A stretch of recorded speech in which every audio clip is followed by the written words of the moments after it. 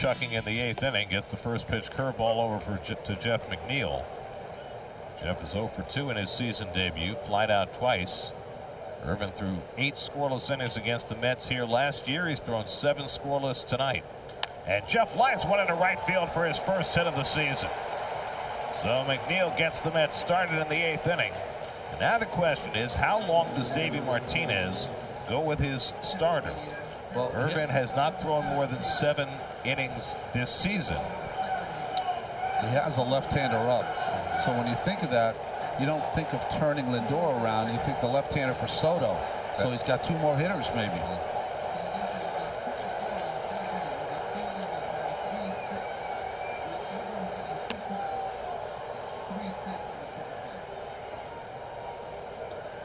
Tyrone Taylor is lined to center and flied to right 0 for 2.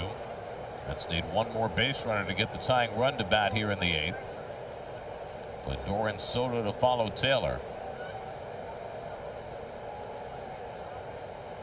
And that's hit toward the hole. Cut off there by Tana. Gets the out at second, and that's all.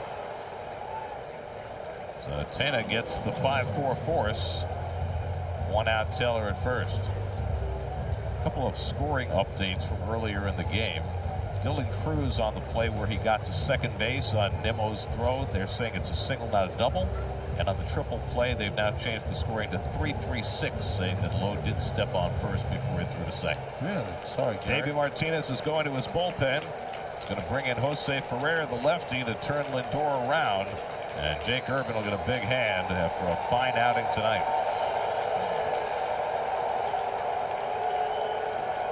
By Nissan, shop NissanUSA.com. With Taylor at first and 1 out, and Ferrer gets his first changeup in for a strike, 0-1. Hard throwing lefty had a big year for them last year. You see though, his whip is about 1.5 of those hits and walks. Throws the sinker and Lindor pops it up. Garcia with the angle coming toward the line, runs it down, and Taylor scrambles back to first, 2 out.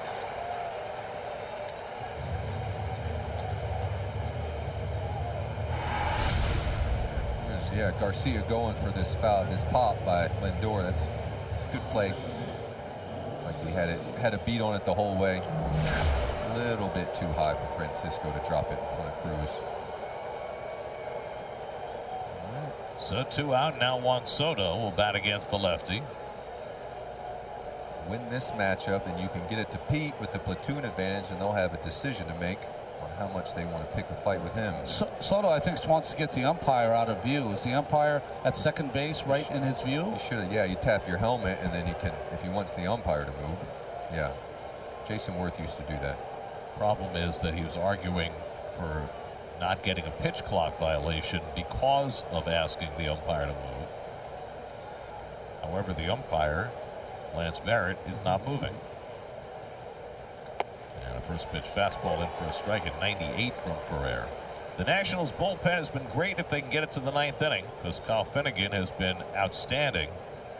Problem has been getting there. And with Jake Irvin going 7 1/3, they require only 2 outs from the setup. And Ferrer's gotten the first one. Despite the best efforts of Finnegan, the Nats bullpen is last in the National League in just about every category. I mean, 272 average. Whew. That's some lenias all over the yard. Yeah, it's a good season on offense. Soto fouls away a 99-mile-an-hour fastball, and it's 1-2.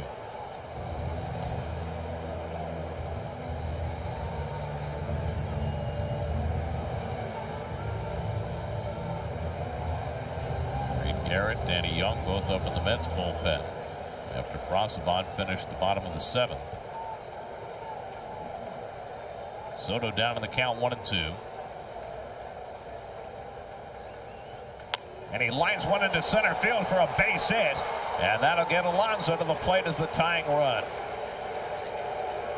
And because of the 3-batter rule, the Nats have no choice but to leave the lefty in to face Alonso. I feel like you're almost doing Soto a favor right now. Lefty-lefty matchup. He's hitting better than against right-handers. Yeah. Went with something soft, looks like a slider that just stays on the same plane, doesn't really get down below and they'll have a talking to. Jim Hickey, the pitching coach, on his way out to the mound to talk to Ferrer. There's nobody up behind Ferrer in the bullpen because he has to face Alonso, and then if Alonso gets on, they would leave him in to face Nimmo. Soto hit that ball so hard that it skipped on the grass, almost got by Young. Sure did.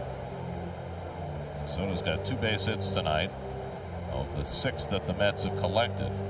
Kind of that second ball that's been hit that has surprised the outfielders a bit. The one that Brandon hit earlier to Cruz and right, and then that ball, like you said, skipped on Jacob Young in center. Soto hit at 105. So here's Ferrer against Alonso. What do we see? Say you go hard, and then if he goes with the curve, that slider is going to want to be, I'd say, back foot / maybe front foot. There isn't a lot of front foot throwing, but if you're Pete right here, I want to get something hard in the middle of the plate, pull side early in the count. Now, I know the entire ballpark is open to him, but get you something in the middle of the plate, hit it out to your bullpen. This is where Alonso has thrived in this ballpark. Takes a big rip at a fastball, 0-1. All right. Well, 98 miles an hour will work, especially if it's in and it's running in on his hands. John King of the Cardinals tried to throw him that backdoor slider. It ended up being a home run. He's 0 for 2 and a walk tonight. And Ferrer runs that fastball in tight. Ball and a strike. Well, Ronnie, as you know, the curve already has the spin built into it for the hitter, so we don't have to reverse it. It just kind of, you can just already built in and keeps it going. So definitely want that for a ball. Taylor at second, Soto at first, Alonso the tying run at bat. And Pete takes fastball wide, so 3 straight heaters, 2 balls and a strike. Throws that sinking fastball 64% of the time. I'd like to see Pete take a chance. If he misses one, I'd like to see him miss it foul and high or swing through it. Take a shot. 2-1 coming. And he checks the swing. He did not go around. And it's 3-1. Yeah, I didn't get the sense that the crew chief was going to call this no matter what. So let's see. 50-50. Wow. We'll take that coin flip call. So now it's 3-1. A walk would load him up for Nimmo. And Alonso takes ball 4. Throw him a slider on 3-1. And now the Mets have the bases loaded. And here is Nimmo, who made a mental mistake early in the game that cost the Mets a run. And since then has had 2 terrific at-bats. The 2 best at-bats I've seen him this year back-to-back. Remember, Nimmo loves to swing first pitch with the bases loaded. Coming off a walk from the pitcher, he wants to get ahead of the hitter. Could work in his favor. Yeah. Bases loaded, 2 down, top of the 8th. And Nimmo takes fastball just off the corner for ball 1. Yeah, and sometimes those mental miscues can really get you engaged in the game, and we've seen Brandon do that his last 2 at-bats. What a great opportunity to come up with the bases loaded. Went the other way and hit a base hit down the left field side in the 4th, and he lined out hard to the right fielder in the 6th. And he fights off that fastball, 1-1. Now Finnegan, the closer, on call in the Nats bullpen. I feel like Brandon, after that swing, asked the home plate umpire if he had that in off the plate, trying to get a gauge for how he's seeing it. It's a good swing. Taylor at third, Soto at second, Alonso at first, and Nimmo swings through a 99-mile-an-hour fastball, and it's 1-2. Well, if you're the pitcher and you're reading bats, the ball upstairs, the fastball upstairs by the lefty, plays better against Nimmo than the ball down.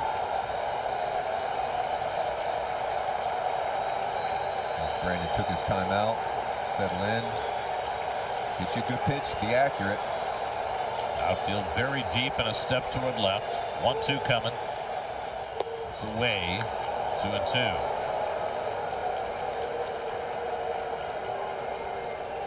I don't know what Ruiz is doing. Every single time he takes forever to throw the ball back. Throw it back. Yeah, let's go.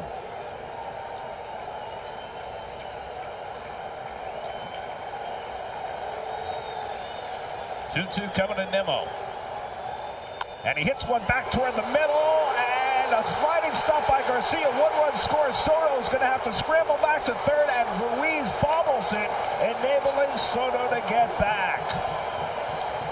Garcia did exactly what you have to do as an infielder with 2 out, knocked the ball down, and Soto almost got trapped, but Ruiz couldn't handle it. The Mets get 1 run as Taylor comes home to score to cut it to 3-1. And the bases remain loaded with Vientos coming up, and Davey Martinez is going to go to his closer, Kyle Finnegan.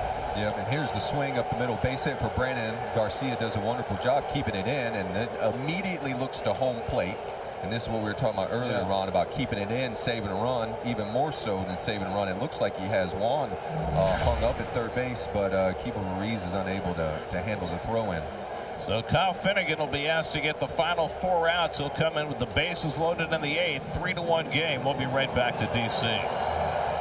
After last season, Kyle Finnegan was non-tendered by the Washington Nationals. He was out on the free agent market for most of the winter, didn't sign anywhere, and the Nats wound up bringing him back. And it's a good thing they did, because he's off to a fabulous start. He's been the star of that bullpen, now asked to get 4 outs. By bringing him back, they let Finnegan begin again. There we go. Yeah. Mark Vientos will face him with the bases loaded. Finnegan's been great against the Mets, 1.45 career ERA in 30 appearances against New York. Vientos is 1 for 3 against him.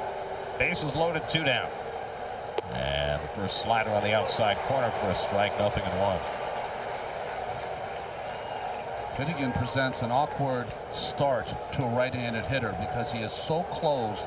It's almost like his back is to you if you're a right-handed hitter. Soto at third, Alonso the tying run at second, Nimmo at first with 2 out. And Vientos swings over that splitter, and it's 0-2. Mark is 1 for 3 tonight. Base hit back in the 4th.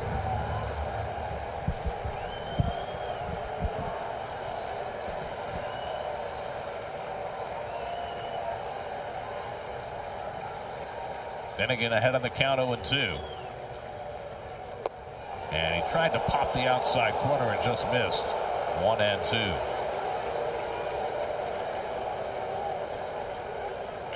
Let's have 3 hits and a walk in the inning. A run charged to Jake Irvin. Jose Ferrer retired only 1 of his 4 batters, and now Finnegan trying to pick him up. 1-2 coming to Vientos. And he lifts one down the right field line. Long run for Cruz right near the stripe. He dives. He can't get it. It's a fair ball. It bounces away. All 3 runs will score. On his way to third is Vientos. He's got a 3-run triple. And the Mets have the lead in the 8th.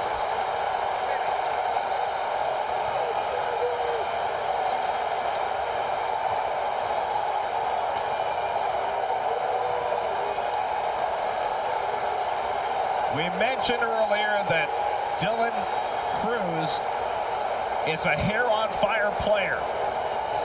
He made a hair-on-fire play and came up a little bit short, and it's a 3-run triple for Vientos to give the Mets the lead. And here's Cruz going for it. You can't blame him for going for it, even though it ends up letting the go-ahead run score, but he sure did full extension. But golly, wonderful job by Vientos being able to get the ball in play, make him touch it. Second career triple for Mark Vientos gives the Mets a 4-3 lead.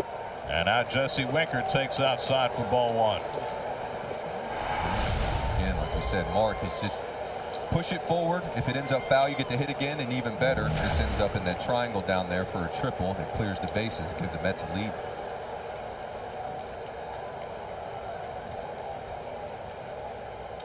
Winker grounds one on the right side, and Garcia has it. That retires the side, but the Mets score 4 in the 8th, 3 of them on a Mark Vientos 3-base hit, and the Mets go ahead 4-3 in the 8th.